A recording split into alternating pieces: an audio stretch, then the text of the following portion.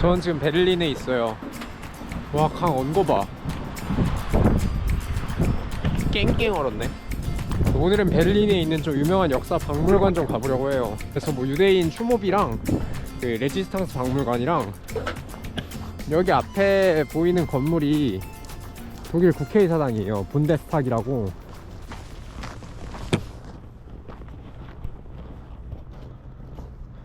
멋있게 생겼네. 연문에서 보니 저기 한국인들 단체로 왔는데 반갑네. 뭔가 벅차오른다.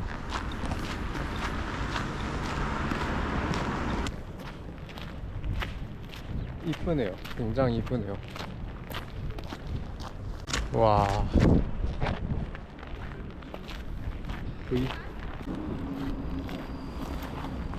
다음으로 갈 곳은 학살된 유대인들을 위한 기념물.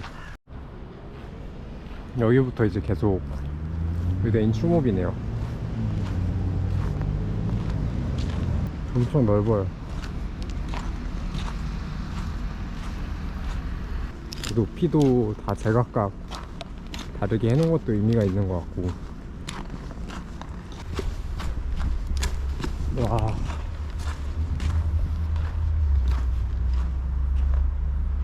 완전히 위로네. 조금 들어오니까 무섭기도 하다. 이게 조금 무섭기도 하네요. 여기 들어오니까. 여기 이름이 이제 덴크말 für die ermordeten Juden Europas. 죽임을 당한 유럽 유대인들을 위한 기념비. 왜 못 들어가지 지금? Hallo. Kein Zutritt? Bitte? Deutsch, Englisch? Ah, beides geht. Okay, Ja. kleinen Moment, wir machen gleich auf, ja? 아, 오케이, danke.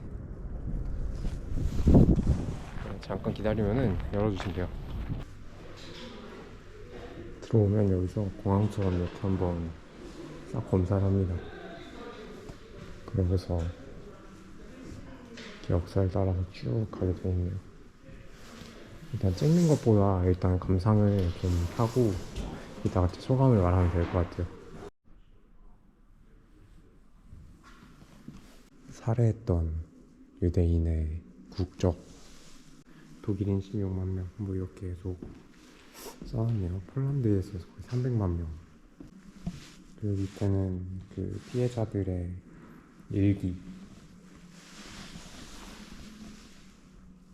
어떻게 헤어지고 어떻게 다른 나라로 갔고 어떻게 거기서 살아남고 어떻게 다른 가족을 잃고 이런 좀 다양한 전쟁 상황에서의 가족의 모습들을 보여주려고 하고 있네요. 여기 다 하나하나당 그 가문 하나하나의 얘기예요. 그래서 이 가문이 어떻게 살아남았고 누가 죽었고 누군 어디로 도망갔고 누군 어디로 도망갔고 이렇게 한 명 한 명의 스토리를 들려주고 있어요. 어디서 태어났고 나중에 어디로 보내졌고 어떻게 죽었는지. 나치가 점령하고 살해했던 장소라는데 보면 아프리카까지 있고 유럽 전체에 뿌리를 뒀네요. 어떻게 인도적으로 기억해서 오늘날 조금 더 윤리적인 것들을 만들어낼 수 있는지 그런 것들을 계속 고민하게 만드는 전시였던 것 같아요. 지금 또 급하게 갈 곳은 테러의 지형학이라는 전시가 있어요. 1933년부터 45년까지 이제 2차 세계대전이 끝나기 직전이죠. 그거를 그대로 지형을 아마 그대로 전시를 해둔 것 같아요. 제 생각에는 가봐야 알 것 같은데 사진도 많은 것 같고. 여기는 독일의 무슨 경제부 건물인 것 같은데 웅장하네. 공포의 지형학이라는 곳에 도착을 했는데 일단 오자마자 옆에가 몰랐는데 베를린 장벽이네요. 옆에 저기 건물 말고 그 앞쪽으로 밑에 베를린 장벽이 쫙 있어요. 이 박물관은 공짜입니다. 프리죠? 건물이 너무 조용해서 말을 할 수 없었어요. 더빙으로 대신하도록 하겠습니다. 이 전시는 나치 당시의 모습을 그대로 재현해 놓은 전시예요. 당시 도시의 모습도 있고 다양한 사진들을 통해 당시 현장을 재현하고 있습니다. 당시 나치 때 사용하던 건물인가 봐요. 당시의 중요한 건물들에 재현해 놓은 조감도입니다.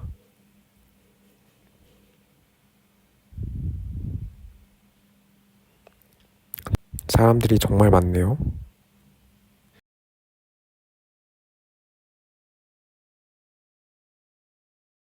군중들이 다 나치를 연호하고 있는데 저 아저씨만 안 하고 있어요. 엄청나게 많은 사람들이 모였네요. 다들 평범한 민중이었을 텐데 말이죠. 당시 독일 조직의 위치를 담은 지도예요. 사진 하나하나 할 말이 많은데 영상에 담기엔 전시가 너무 컸어요. 당시 군인들인가 봐요. 정말 행복해 보이네요. 게슈타포라고 하는 독일 경찰이에요. 비밀 경찰이죠. 비밀 경찰의 조직도도 이렇게 있었어요. 그 경찰이 사람들을 괴롭히는 사진이에요. 저 청년이 겁에 질린 표정이 정말 너무 생생했어요.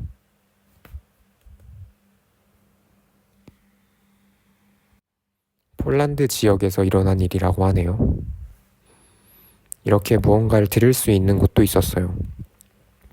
당시 경찰들이 하는 선전을 담아놓은 것 같아요. 잘 들었습니다.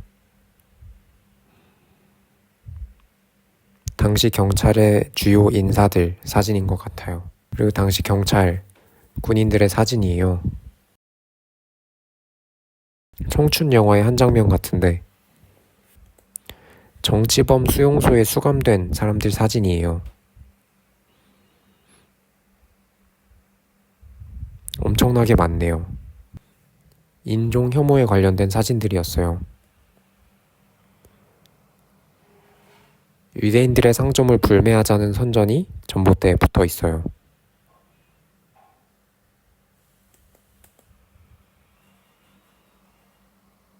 유대인은 우리의 불행이다 라고 적혀 있네요. 유대인이 이 지역에 들어갈 때는 위험을 감수해야 된다 이렇게 적혀 있어요. 유대인들의 목에 무언가를 걸어두고 있네요. 나이 든 사람, 젊은 사람 상관없는 것 같아요. 강제 노동을 했던 사진들이에요. 나는 폴란드인과 관계를 맺었다 라고 적혀 있고 나무에 매달아 두었어요. 나는 인종을 더럽히는 자다 라고 써 있어요. 다른 인종과 친구를 맺었거나 했겠죠? 심리학자들은 지금부터 보지 않는 편이 좋을 것 같아요. 처형의 현장을 그대로 담아놨습니다. 유대인들의 인종 청소를 거행하는 모습이에요. 정말 잔인하네요. 총으로 쏘기도 하고 목을 매달기도 했어요.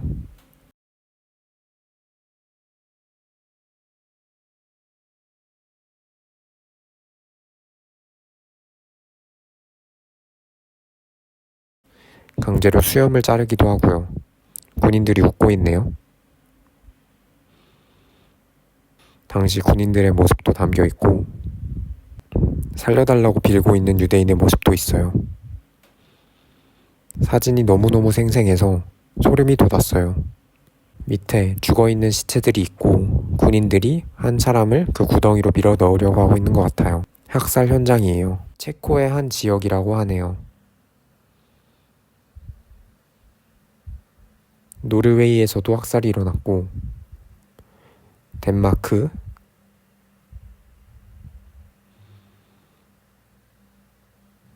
네덜란드, 벨기에, 프랑스,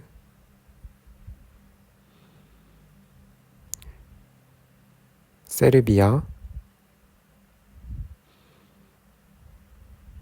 그리스, 헝가리, 마지막으로 이탈리아까지. 이제 미군이 들어와서 전쟁을 끝냈어요. 나치를 밟고 있는 미군의 모습이 보입니다. 전쟁 이후에는 쌓여있는 시체들을 정리하는 일이 급선무였어요. 미국 군대에 의해 독일 군인들이 잡혀있는 모습입니다. 전쟁 이후에 중요 인사들을 재판대에 올렸어요. 즉결 사형에 처하기도 했고,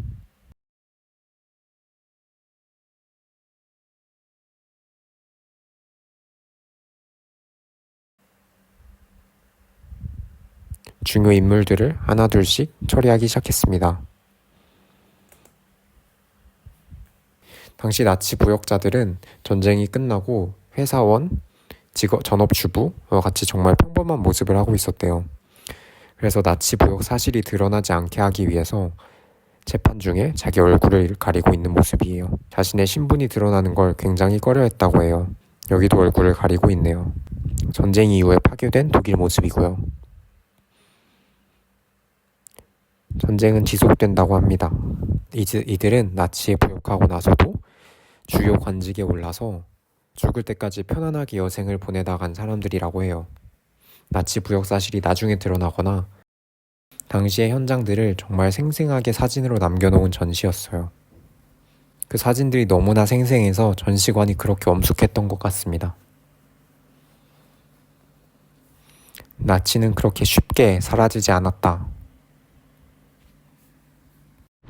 전시를 한 2개 정도 봤는데 2개가 좀 연결이 되는 것 같고 또 다른 의미로 전시를 하고 있는 것 같아요. 그래서 이 2개가 걸어서 한 10분 정도의 전시인데 좀 묶어서 같이 보면 의미가 있을 것 같긴 하네요.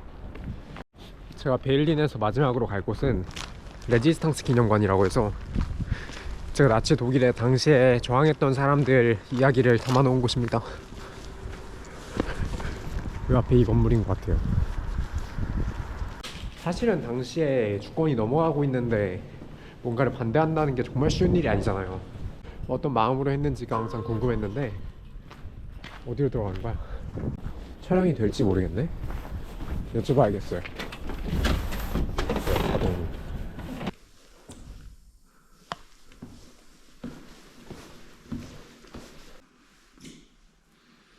아까 첫 번째 봤던 전시랑 되게 비슷해요.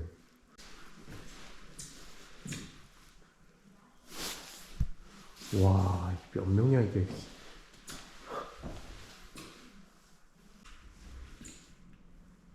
아까 그 사진이다.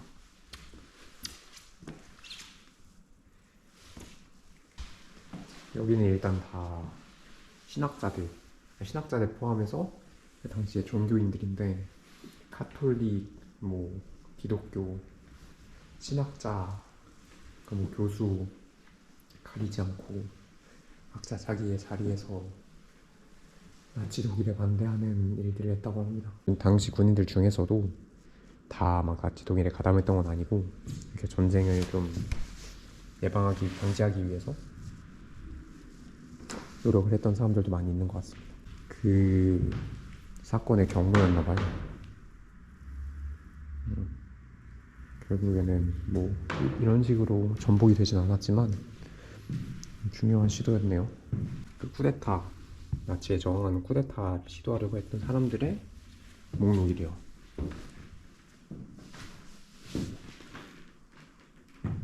유대인에 대한 학살을 멈춰야 된다, 엄청나게 부끄럽다, 이런 목표를 가지고 있었네요. 왜냐면 히틀러가 폭탄을 던졌는데도 살아남은 게 가장 큰 실패 요인이었던 것 같아요. 그날 이후에 이제 쿠데타를 주동했던 사람들이 이렇게 탄압을 받기 시작했다는 내용이고요. 이런 것도 있었구나 싶다, 진짜. 진짜 나치가 엄청 컸구나, 영향력이 정말로. 유럽의 역사에서 그냥 전체를 다 담당하네. 사실 아시아 역사에는 이렇게 아시아 전체를 뒤집어 놓을 만한 어떤 건 없었잖아요. 이게 그 감옥이 있었던 것을 표시한 거래요. 그리고 다시 평화 토길 재건을 위한 모임. 피해자들의 모임, 맹인들을 위한 모임. 그 나치가 장애인들을 엄청 차별했기 때문에 장애인들과 함께 저항하는 모임, 흑인들의 저항, 그다음 퀴어들의 저항, 그다음 이제 감옥에 갇힌 사람들의 저항. 조용한 영웅들에 대한 이야기가 있네요. 오, 전쟁의 경과를 볼 수가 있네. 총회 33년, 39년, 40, 500일 동안 여기 숨어 있었대요. 지하실에. 우와, 이거 볼 수가 있네, 뭐. 2명이야? 2명이 여기 숨어 있었다. 500일 동안. 와, 애랑 같이 숨어 있었대요, 심지어. 다른 사람들이 이렇게 다 같이 함께 숨어 있었던 거네. 대단하다, 진짜. 근데 이제는 산속으로 들어간 사람도 있네요. 사람들끼리, 도망친 사람들끼리 이제 들어오면 도와주고 했던 교회 그 다락방에서 살아남았던 거네. 이렇게 편지를 뭐 주고 받았던 것 같고, 창문을 통해 음식을 받았고, 이탈리아 군인들을 포함해서 한 40명 정도가 숨어 있었다고요. 여기인가 봐요, 그 교회가.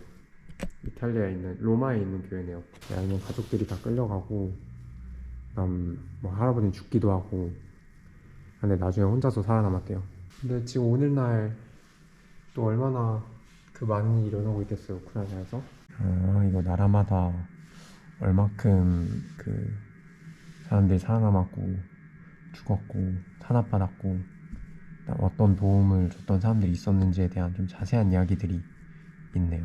이것도 하나하나 보면 재밌을 텐데 튀니지까지 있어. 그러니까 아프리카까지 간 거야, 이 사람들이. 42년부터 43년까지. 뭐 짧긴 했지만. 뒤에 뭐가 있는데? 오, 대박.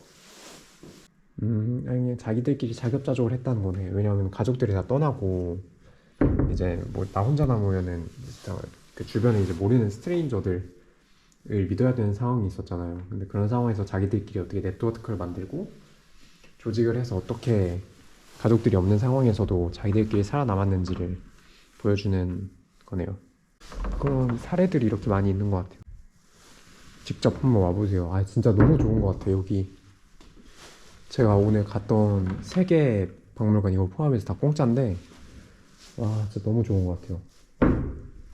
역사 관심이 있어도 좋은데 관심 없어도 사실 이런 데 와서 알아가고 새롭게 흥미있는 것들을 찾아가면 되게 좋으니까. 일단 세 개 다 무료인 것 자체가 독일의 역사 인식을 뭐 어느 정도 보여주는 것 같기도 해요.